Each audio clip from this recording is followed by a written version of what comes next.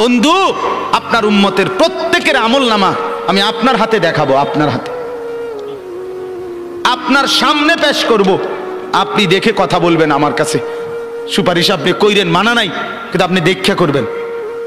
রাসূলুল্লাহ সাল্লাল্লাহু আলাইহি সাল্লাম যদি হাসরের ময়দানে এরকম আমলনামা খুলে উল্টায় আর পৃষ্ঠার পর পৃষ্ঠা দেখে ফজর নাই, জোহর নাই, আসর নাই, মাগরিব নাই, এশা নাই, শনিবার রবিবার, মদ, জুয়া, অবৈধ উপার্জন, গান, বাদ্য, নাটক, সিনেমা, জিনা, ব্যভিচার, বেহায়া, বেপর্দা সব উল্টায়, আল্লাহর নবী সাল্লাল্লাহু আলাইহি সাল্লাম তখন বলবে, উম্মত কি এটা? উম্মত, আমার 23 বছরের এত চোখের পানির কথা একবারও মনে হয় নাই? কি আনছো এটা আমারে? উম্মত, তুমি জানো না আমি যে তায়েফের পাথরের আঘাতে পুরা পিঠ চালনির মতো ঝাঁঝরা বানায় ফেলছে আমার? শোনো নাই তুমি? আমারে যে উহুদের ময়দানে দান দান শহীদ করে রক্তাক্ত করছে, তুমি শোনো নাই? আমি যে 14 দিন পেটে ক্ষুধার তাড়নায় পাথর বাঁধছিলাম, উম্মত তোমার মনে নাই? একবারও শোনো নাই আমার ক্ষুধার কষ্ট, আমার পিঠের ব্যথা, আমার দাঁতের ব্যথা, আমার কাঁধে 2টা কড়া ঢুকে গেছে? উম্মত, আমার ঘরে 3 মাস আল্লাহর নবীর স্ত্রী আয়েশা বলছে, আল্লাহর কসম উম্মত, নবীর স্ত্রী বলছে 3 মাস 3টা সূর্যাঁদ উঠছে ডুবছে, রাআইনা হিলালান সুম্মা হিলালান সুম্মা হিলালান, 3 চাঁদ 3 মাসে নবীর 9 জন বিবির কারো ঘরে আম্মা জান আয়েশা বলে 1 ফোঁটা চুলায় আগুন জ্বলে নাই। মা আওকাদাত ফি আবিয়াতে রাসূলিল্লাহ নারুন, নবীর একজন বিবির ঘরেও আগুন জ্বলে নাই। আল্লাহর নবীর স্ত্রী আয়েশা একদিন বলছিল নবীকে পিঠে হাত বুলাইয়া, ইয়া রাসূলুল্লাহ, স্বামী আপনার পিঠ ছিদ্র ছিদ্র কেন? পুরা পিঠ চালনির মতো ছিদ্র ছিদ্র কেন? আপনার কি ছোটবেলায় বসন্ত রোগ হয়েছিল, গোটা হয়েছিল? আল্লাহর নবী চোখের পানি ফেলে বলছে, আয়েশা তুমি জানো না আমার এই পবিত্র দেহে তো কোনোদিন মশাও বসে না, মাছিও বসে না, পোকা বসবে কেমনে? আমার পবিত্র দেহে তো হাঁটলে মেশকের ঘ্রাণ বের হয়, আমার পেশাব পায়খানাও তো কোনোদিন জমিনের উপরে 1 সেকেন্ড থাকে না, মাটি ফাঁক করে ভেতরে নিয়ে যায়, সেই আমার গায়ে গোটা হবে কেন? আয়েশা, এগুলো আমার তায়েফের পাথরের আঘাতের রক্তের দাগ।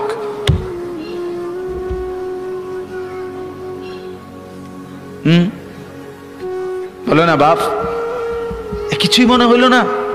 এভাবে ভুলে গেলেন, ভুলে গেলেন? রাসূলুল্লাহ সাল্লাল্লাহু আলাইহি সাল্লামকে একবারও মনে হলো না? আল্লাহকে ভালোবাসেন, নবীকে ভালোবাসেন, আখিরাত চিনেন? এই বাপ, আমি আপনাদের সন্তান, আমার বাবা আপনাদের মহল্লায় 43 বছর এই বড় মসজিদের ইমাম ছিলেন, 1 দিন 2 দিন না। আমি এই মাটিতে বড় হওয়া ছেলে, এই প্রাইমারি স্কুলের ছেলে, এখানেই বড় হয়েছি। এরা সব আমার আপনজন। আমি আমার আপনজনদেরকেই শক্ত করে বললাম, আমি যদি কারো ভাতিজা হই, আপনি আমার চাচা, আমি চাই আমার চাচা যেন হয় জান্নাতি। আমি যদি কারো নাতি হই, আপনি আমার দাদা, আমি চাই আমার দাদা যেন হয় জান্নাতি। আমি যদি কারো ভাই হই, বন্ধু, তো আমি চাই ভাই 2 ভাই মিলে একসাথে হই জান্নাতি। আল্লাহ তোমাকেও তৌফিক দেন, আমাকেও তৌফিক দেন। দোয়া করি বাপ, দোয়াও চাই। জিন্দগি বদলান যুবক, জিন্দগি বদলাও। দিবা নিশির ফিকির আমার, জিন্দগি চেঞ্জ করেন, জীবন চেঞ্জ করেন। ফজরের নামাজে অভ্যস্ত হন। আল্লাহর কসম বন্ধু, ফজরের নামাজ যে পড়বে না, সে ইমাম মাহাদিকে খুঁজে পাবে না, সে দাজ্জালের অন্তর্ভুক্ত হবে। এটা হাদিস। মাহাদি পাবে না, দাজ্জালের অন্তর্ভুক্ত হবে। এই সমস্ত মাথার সেলুন কাটিং চুল, যেগুলো উঁচা, সামনে বড় বড় চুল, এদিকে চুল নাই, এদিকে চুল নাই, সব দাজ্জালের চুল। বিশ্বাস করো, একেবারে পরিষ্কার হাদিস, মুসলিম শরীফের হাদিস। আল্লাহর নবী বলছে, দাজ্জাল হবে শাবুন কাতাতুন, দাজ্জাল হবে যুবক, আর দাজ্জালের চুল হবে এলোমেলো। এই জন্য দুশ্মন এটাকে জনপ্রিয় করে দিছে। এদিকে নাই, এদিকে নাই, ওইদিকে নাই, এখান দিয়ে নাই, এখান দিয়ে ফেলায় দিছো, ওইখান দিয়ে উঁচা করে রাখছো, সামনে দিয়ে ঝাঁকড়া বানায় রাখছো। কি করছো বাপ? কোনোদিন জিজ্ঞাসা করলা না এটা কার থেকে নিলা? কি এটা, এটা কি মডেল নিলা? সেলুন থেকে বুঝি মানুষে মডেল নেয়। নাফিদ বুঝি ডিজাইনার হয়? হ্যাঁ, এটা বুঝি একটা রুচি হলো? হ্যাঁ, কি পড়লা বন্ধু? এত বাংলা, এত অঙ্ক, এত ইংরেজি বই, এত পদার্থ, এত অপদার্থ, এত জীববিজ্ঞান, এত জড় বিজ্ঞান, এত কিছু কই গেল? এরপরে সব থুইয়া নাফিতের থেকে গিয়া ডিজাইন আনলা। কথা বলেন না কেন? নাফিদ থেকে কেন ডিজাইন আনলেন? নাফিদ কেন সাজাই দিবে মুসলমানকে?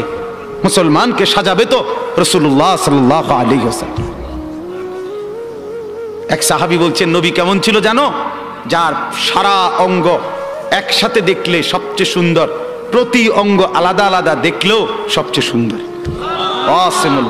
আরেকজনকে বলছে, আপনি বলেন তো।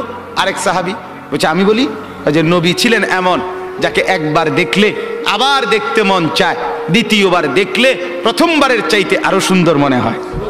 যত তারে দেখি তত সুন্দরই লাগে। তিনি ছিলেন এমন। আল্লাহ তাআলা মেরাজে, এই যে এই মাস, 7 আসমানের উপরে আরশে আজিমে আল্লাহ তাআলা নবীকে নিয়ে গেলেন। যখন আরশের উপরে আল্লাহ তাআলা রাসূল সাল্লাল্লাহু আলাইহি সাল্লামকে দাঁড় করাইলেন, এইবার আল্লাহ বললেন, বন্ধু কোনানে আনছি জানেন? আপনি জানেন কোথায় আনছি আপনারে? কয় যে আপনি যখন ছোটবেলায় জন্ম নিছেন, ছোট্টবেলায় ফেরেশতাদেরকে বলছিলাম, ফেরেশতারা আমার বন্ধুকে কোলে নাও, নিয়া আমার সৃষ্টির পূর্ব থেকে পশ্চিম পুরা দিগন্ত ঘুরাও, আমার গোটা সৃষ্টিকে বলো যে তারা যেন দেখে বন্ধু আমি কেমন বানাইলাম। দেখো, দেখ আসমান দেখো, জমিন দেখো, বন্ধু আমি কেমন বানাইলাম। নাক দেখো, চোখ দেখো, ঠোঁট দেখো, মুখের চাহনি দেখো, চেহারার রং দেখো, চোখের পলক দেখো। এরপরে আল্লাহ 7 আসমানে আরশে আজিমে নিয়ে এইবার আল্লাহ বললেন, বন্ধু সেদিন ছোট্টবেলায় কোলে আপনারে সবাই দেখছে, এবার সব কিছুর উপরে আইনা, উপরে শুধু আমি আল্লাহ, তার নিচেই আপনি। এবার আপনি দেখেন গোটা সৃষ্টি আমি কেমন বানাইলাম। ওই সময় ওরা দেখছে, এখন আপনি দেখেন, আপনি দেখেন। সুবহানাল্লাহ, এত বড় মর্যাদা সম্পন্ন রাসূল, তাকে ছেড়ে দিলেন, তাকে ত্যাগ করলেন। আল্লাহ আমাকেও বুঝ দান করেন, আমাদের প্রত্যেককে বুঝ দান করেন। শেষ কথা এটাই, আফালা তাদাক্কারুন। আল্লাহ বলে, বান্দা আমি কিন্তু গুনাহ লম্বা হইলে, নাফরমানি লম্বা হইলে, আমার অবাধ্যতা লম্বা হইলে, মনের চাহিদা মতো খামখেয়ালি করিলে আমি কিন্তু গোমরা করে দেই, আমি মোহর মেরে দেই, চোখে পর্দা ফেলে দেই, আর হেদায়েত দিবার কেউ থাকে না। আফালা তাদাক্কারুন। আমার বান্দা উপদেশ কি নিবা না? উপদেশ গ্রহণ করবা না? তবুও তো বলেন আল্লাহকে, আল্লাহ আমরা উপদেশ নিলাম, আমরা আপনার নাফরমানি করব না, আপনার রাসূলের অবাধ্যতা করব না। যুবক ভাইয়া, নামাজ পড়েন, নামাজ পড়েন, 5 ওয়াক্ত নামাজ পড়েন। অশ্লীলতা উলঙ্গপনা থেকে, বেহায়াপনা থেকে ছুটেন। নারীর ফাঁদে পড়বেন না, নারীর পিছনে পড়বেন না, অনর্থক কোনো মেয়ের প্রেমে পড়বেন না। আল্লাহ তাআলাই হালাল ভাবে একজন উত্তম স্ত্রী আল্লাহ মিলায় দেবে ইনশাআল্লাহ। এটা কোরআন, এটা আল্লাহর ওয়াদা। বান্দা আমি তোকে বানিয়েছি, তোর জন্য যদি আমি এত উপকরণ তৈরি করি, তো একজন স্ত্রী তো তোর জন্য আমি বানাইছি। অতএব দয়া করে আমার বন্ধু, আমার জওয়ান অনেক ছেলে বসছেন, সবার কাছে অনুরোধ, আমরা 5 ওয়াক্ত নামাজ পড়ার নিয়ত করি। বলেন ইনশাআল্লাহ। সর্বশেষ কথা হলো, ওয়াকালু মা হিয়া ইল্লা হায়াতুনা দুনিয়া নামুতু ওয়া নাহইয়া ওয়া মা ইউহলিকুনা ইল্লা দাহর।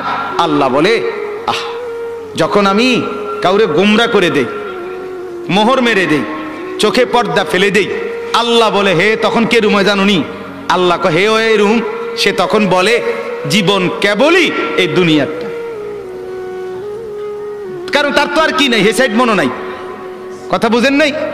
সে তখন বলে, জীবন কেবল এই দুনিয়ায়, নামুতু ওয়া নাহিয়া, কেউ মরবো কেউ বাঁচবো, ওমা ইউহলিকুনা ইলা দাহর, সময়ের আবর্তন, কালের আবর্তন, কেউ মরছে কেউ জীবিত হচ্ছে।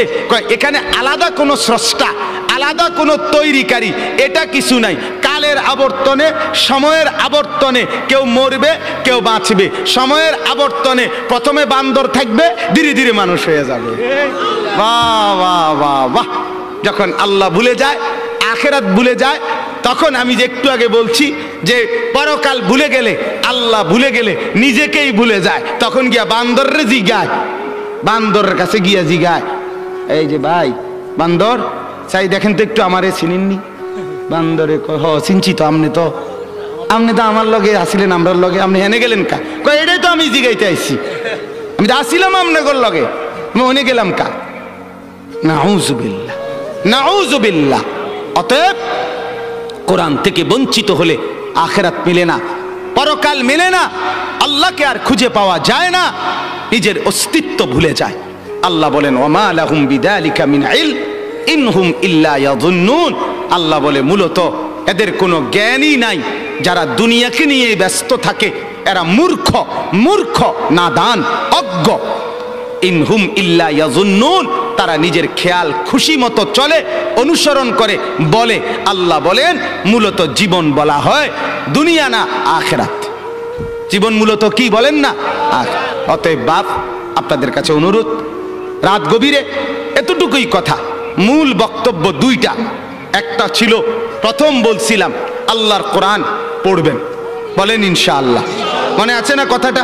কোরআন পড়েন, তর্জমা পড়েন, অর্থ পড়েন, শুধু বাংলা অনুবাদটাই পড়েন, দেখবেন কলিজার মধ্যে নূর আসবে ইনশাআল্লাহ, আলো জ্বলবে, আলো, সব ভালো লাগবে, নতুন করে ভাবতে শিখবেন, আল্লাহ তাআলা তৌফিক দিবে।